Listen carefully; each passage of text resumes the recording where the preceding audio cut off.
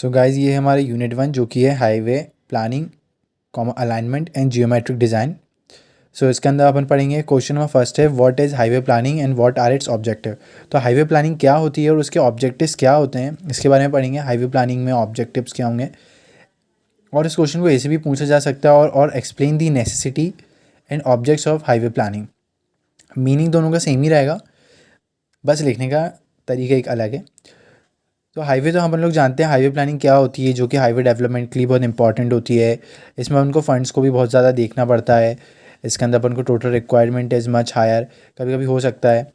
एक चीज़ और है कि highway planning is the basic requirement for any new project और प्रोग्राम। जैसे कोई भी अगर प्लानिंग होती है तो वो किसी भी चीज़ के लिए एक इम्पॉर्टेंट रिक्वायरमेंट होती है जो कि न्यू प्रोजेक्ट में आती है। This is the actual problem which arises in all developing countries like India. Highway planning को बहुत ज़्यादा कंसीडर किया जाता है क्योंकि डेवलपिंग कंट्रीज़ होती हैं, वहाँ पे जो इकॉनमी होती है वो हाई होती है, बट इतनी हाई आप नहीं बोल सकते हो as compare to developed countries. So एक इकॉनमी को बहुत ज़्यादा डेवलप करने के लिए अपन लोगों को रोड्स को बहुत ज़्यादा इंपॉर्टेंट दर्जा देना पड़ेगा, क्योंकि अगर रोड्स ही अच्छी नहीं होंगे तो ट्रांसपोर्टेशन अच्छा नहीं हो पाएगा। ट्रांसपोर्टेशन नहीं होगा तो गुड्स एंड सर्विसेज का जो एक्सचेंज है वो नहीं हो पाएगा, बिजनेसेस अच्छे से रन नहीं हो पाएंगे, सर्विसेज प्रोड्यूस नहीं हो पाएंगी, चाहे वो प्राइमरी हो, सेकेंडरी हो या टर्शरी ऑक्यूपेशन हो, कोई भी अच्छे तरीके से अपने काम नहीं कर पाएंगे। सो इसके लिए अपन ऑब्जेक्ट्स को भी पढ़ेंगे। इसके the object of highway planning are as follows. तो first one, to plan for future requirements and improvement of road in view of expected development. Future के लिए अपन को डेवलपमेंट बहुत इंपॉर्टेंट है इसलिए होगा। सेकंड पॉइंट होगा to plan a road network to give economic, जैसे मैंने आपको बताया कि इकॉनमिक वो आपको रोड नेटवर्क मिलेगा, कंफर्टेबल होगा, एफिशिएंट होगा, safe and speedy movement of people and goods. इसके लिए अपन को एफिशिएंट सेफ़ मिले, एफिशिएंट होना चाहिए, वो सेफ़ होना चाहिए क्योंकि अपन को रोड पे जाना है। हाईवे हमेशा सेफ़ होने चाहिए, आप खुद भी जा रहे हैं, फैमिली के साथ भी जा रहे हैं, कोई इंपॉर्टेंट लोग भी उसमें जाते हैं, हो सकते हैं वो मिनिस्टर हों या हो सकते हैं या वो कोई भी ऐसे हों जो बहुत इंपॉर्टेंट है किसी कंट्री के लिए, और नहीं तो वो अपने घर के लिए तो इंपॉर्टेंट है ही। The cost of construction, maintenance and renewal of pavement layers and vehicle operation cost has to be given due consideration, ये भी सब होनी चाहिए।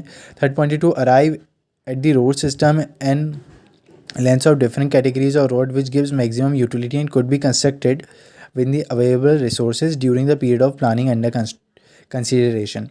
सो जो to arrive at the road system में लेंथ्स हों, डिफरेंट कैटेगरीज जो रोड्स की हों, उसमें उनको मैक्सिमम यूटिलिटी मिल सके, तो इसके लिए भी होता है। आप पॉइंट चाहें तो लिख सकते हैं, नहीं तो आप इतना इंपॉर्टेंट नहीं है, बट हाँ आप इसकी 1 से 2 लाइन ज़रूर लिखें।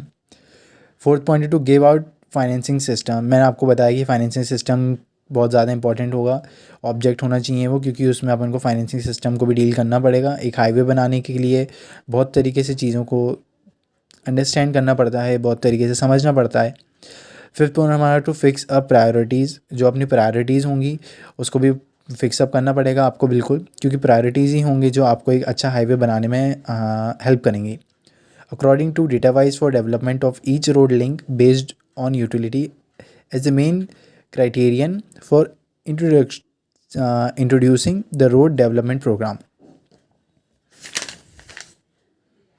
So अभी के लिए इतना ही है। ये question number second, third and all these question answer ना बाद में डिस्कस करते हैं। अभी के लिए इतना ही, थैंक यू।